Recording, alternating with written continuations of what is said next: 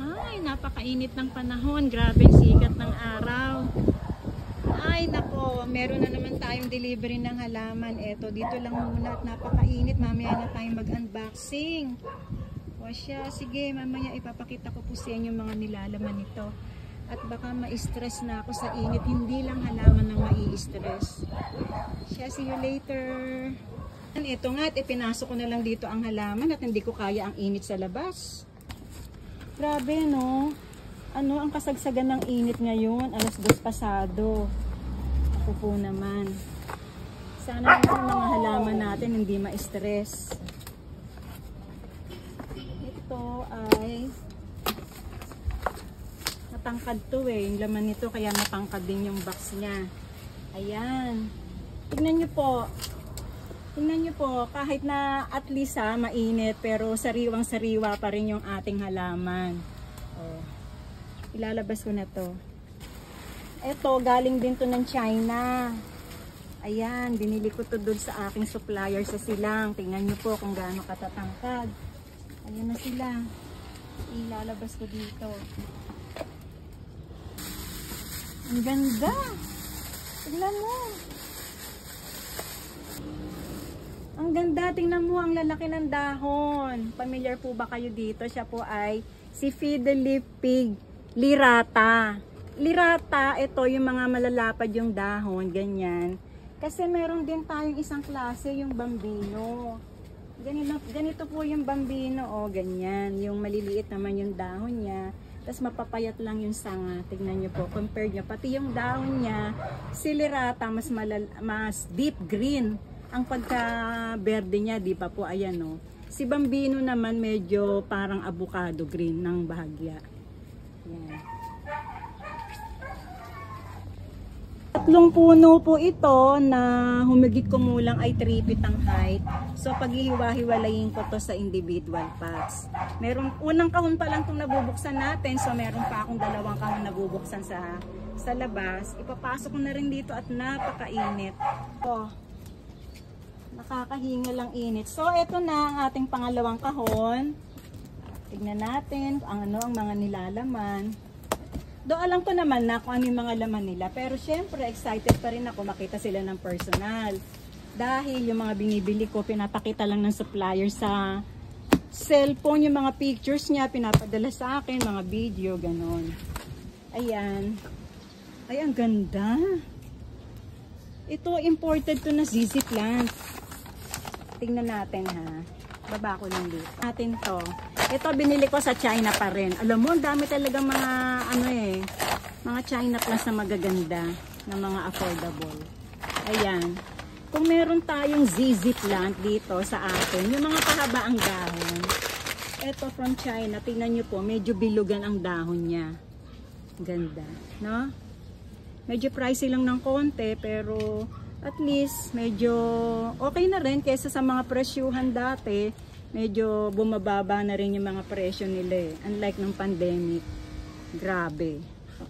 Ang ganda. So ang dami rin niya. Lash na lash. Pag hihiwa-hiwalayin ko to, gagawin ko tong 2 pots. Yan. Ano kaya? Alam mo, hindi ko naman to order eh. Siguro, siguro to? Ang freebie sa akin ng kliyente, ang ganda. Oh. Ano kaya itong, anong halaman kaya ito? Hindi ko pa siya. Pero ang ganda, diba, no? Philodendron siya, hindi ko lang kabisado kung anong philodendron ba to, mahirap manghula. Aalamin ko mamaya. Pasensya na po kayo sa mga kalat-kalat sa aking garden. Ganyan talaga pag may mga bagong dating, mga unboxing, unwrapping, kalat-kalat, at mga supot. Mamaya na tayo mag-iimis. So ito, si Aglonema Super White. Tignan nyo po kung gaano kaganda, no? Yung dahon niya, iba-iba yung dating ngayon ng Aglonema Super White. Mas, alam mo yung makunat na medyo makapal yung dahon niya. Unlike yung dati na maninipis, di ba? Yung konting ganyan parang nabubuway. Pero ngayon iba siya oh. Oh, di ba? Yung simula ilalim, dahon, simula ilalim, dahon na talaga. Di ba? Napaka-lush. Ang ganda ng tubo. Yan. Actually, dalawa yan. Order din kasi yan sa akin ng kliyente ko. Oh, ito yung isa. Maganda rin. Ito may bulaklak. Tatanggalin ko to. Ito oh. Tanggalin ko na yan kasi pampapangit yan ng dahon. Oh. Tignan mo yung napansin mo, yung tumubo na panibagong dahon. Oh. Nag-i-start na siyang yung parang kumukulubot na, diba? Ayan oh, pansin mo. Ganyan ang epekto pagka may mga hinayaan mo yung bulaklak na tumubo. Nagsasuffer yung ganda ng mga sumusunod na mga dahon. Kasi nga nakikiagaw siya sa energy. Imbis na magpo-focus na yung energy ng halaman sa pagpapaganda ng mga dahon niya o ng kanyang foliage, whatever. Yun, so tinatanggal talaga yan. Pero syempre yung iba, yung mga nangungulekta talaga, sa mga binibenta, oo, syempre kailangan maganda yung binibenta mo. Kaya tatanggalin mo yung mga nagpapapangit. Pero sa mga nag-aalaga talaga, hinahayaan lang yan ang ginagawa nila. Naglalagyan nilang sila ng fertilizer para manatiling maganda yung halaman. Dapat hindi ko pa ito bubuksan kasi nga ang init-init. Hindi ko naman sila matiis, baka naman lalo ma-stress yung mga halaman dahil nakakulob sila sa bakahon. So ipinasok ko na sila dito, patakbo-takbo nga lang ako sa labas.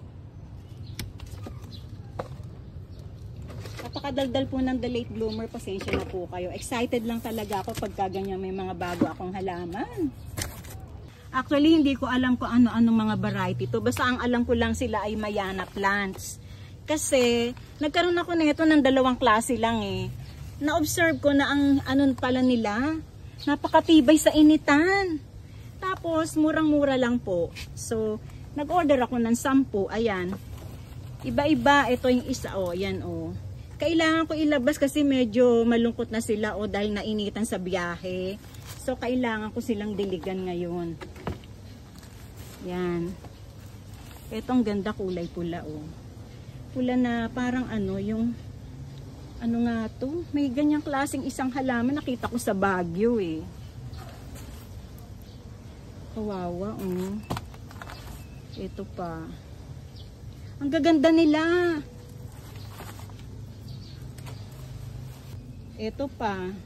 Ilan na to? 1, 2, 4, 6, 7, 10. Ay, sobra ng isa. Sandali po. Kunin ko. Meron kasi ditong isang nakabalot. Ito, nakabalot. Oh, siguro ito freebie na naman. O, diba? Napakabait, napakagalante ng aking supplier. So, ayan, didiligan ko muna sila dito at ayoko munang magripat. Naku, at napakainit talaga. O siya, isinama ko na naman kayo sa aking unboxing, unwrapping. So, magbabalik ulit tayo mamaya. Pagkatapos, pagbaba na ng araw at medyo malamig-lamig na, isa ka na ako magre-repat. Maraming salamat po sa pagsama sa The Late Bloomer. Sa susunod ay napakarami uli nating iba't ibang klaseng halaman. Ayan, sana ay natuwa kayo o nalibang sa mga ipinakita kong mga bagong halaman. Muli, ito po ang The Late Bloomer. Happy planting!